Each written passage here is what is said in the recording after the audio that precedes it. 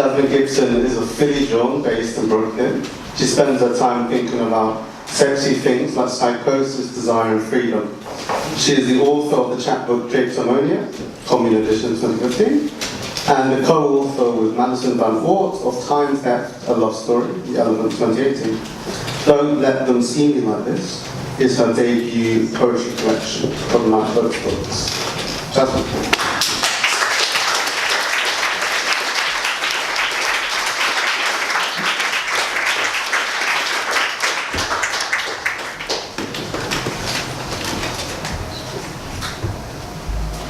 All in one, in the hallway of my dreams, there are dashes of regretful wounds. How memoirs can be cruelty of stitches for all those that consider direct action to heckle black women being in love because the scars are raised. My lover never hears what's said about me, so I'm alone. Las caballeras de sonido, clasp fists around a stammer. My stammer follows you along your air. I want you to make me at death. But my stammer causes things to bubble over like acid reflux of externalization of childhood beatings and fully stepping into the body and unzipping everything to continue into the darkness of a boudoir of false consciousness.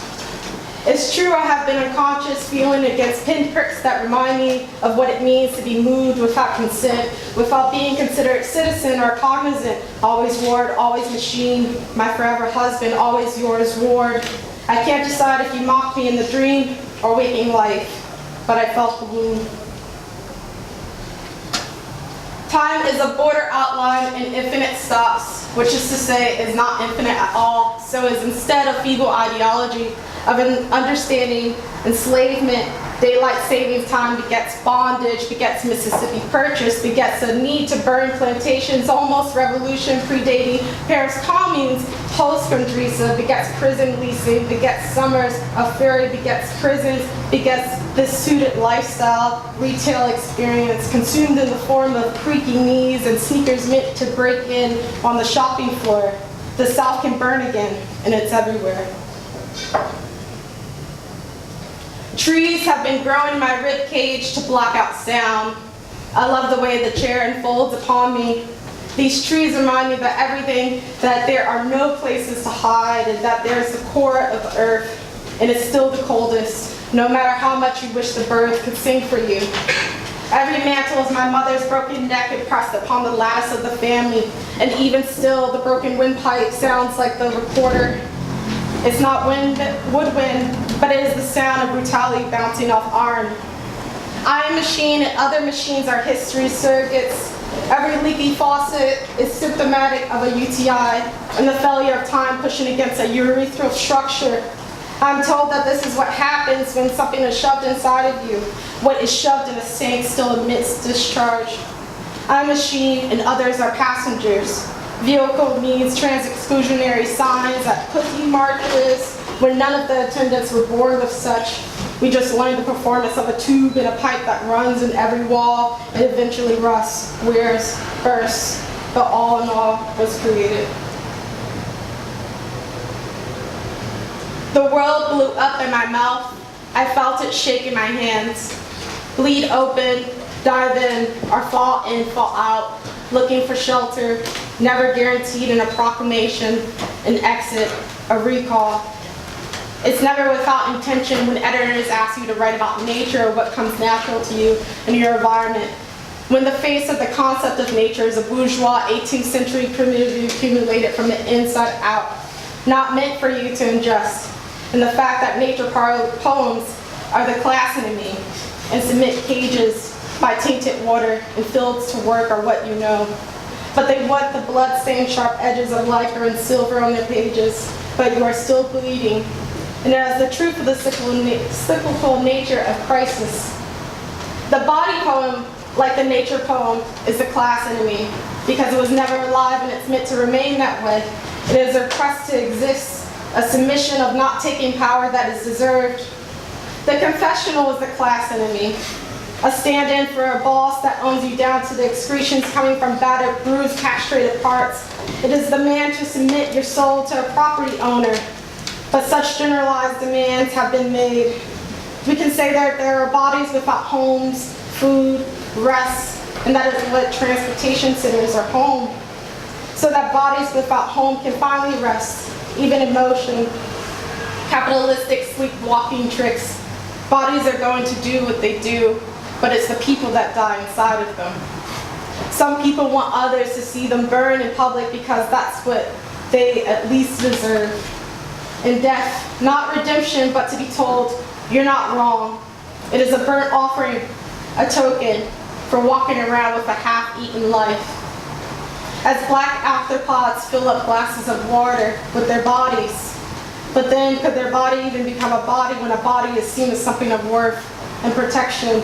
But to be insect is disposability, down to the Latin root, to be cut into severely, routinely, without question. Dolly thought ants were symbolic of death, maybe because I have extremely low arches and never been properly introduced to the death poem.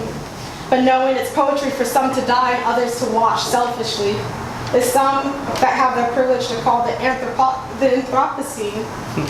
Viscous is the value to get it from labor that is interwoven through our bodies and not bodies, and bodies that fell to become bodies, and bodies that weren't able to become poems because they were too manic. The value was never mine to give. It wasn't the way that Mercedes Ng talked about how her father pleaded to be seen as equitable to whiteness. That equity being property, but how she talked about how someone died in the bowels of the state, the prison, which doesn't happen in the form of a bang or a whisper or the crunching sound, but instead in the slippage of skin into another inanimate material, twining to become a shape of heart and pus flowing in Pocahontas' hair. Only then did I find myself comfortable enough to be allowed to collapse and to become a part of the background, the linoleum floor, the genealogy of extraction of raw materials. Someone's dead already or someone already died inside. Will all our data be collected so that the future police of the world know exactly how we like to be fucked? Hard and soft, like with spit drool coming down our teared up faces, surprise orgasms full of hate and fear of future planning, but Saturn always likes to weigh heavy on consequences. Organs are definitely a consequence, and of course, how we want to be killed. It doesn't matter if it happens on a TV screen or a computer screen repeatedly over and over, because the body is an open minefield for all of us to trip into, blow up, and die a slow death. Or alone at regret and indifference of cement jail cells that get so hot you dream of winter. But it's not or fleshy sleeve floors that tug the body further into depths where you dream of fire. But there is none, because that is a gas leak occurring on a different coast. But then again, these scenes don't matter. You are dying, and it's late capitalism.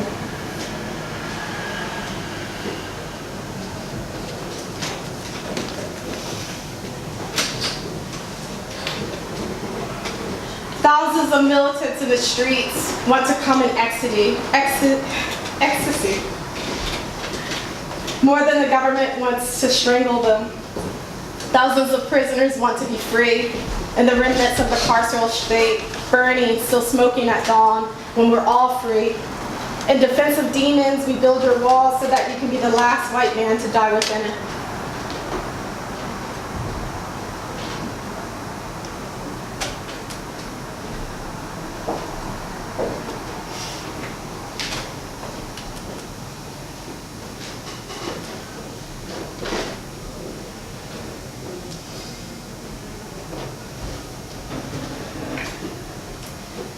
Freedom and capital could be measured in furloughs. Diagonally, the lovers have merged with the state. The scene has merged with the state. The scene, like the barricades, cannot hold out against Saturn, but who will pay the price? Suicide happens by proxy when we get a dose of it in our feeds, keeping us enraptured, utterly broken-hearted, lonely like God. We lost in school, we lost in the hospital, and all that was given was hauled off. Because the voices we were hearing were loud and external, telling us, struggle is gradual, don't you want to function? But my body was in pain now, with my heart slipping out of my anus because my sphincter got too weak from the stress of holding shit in.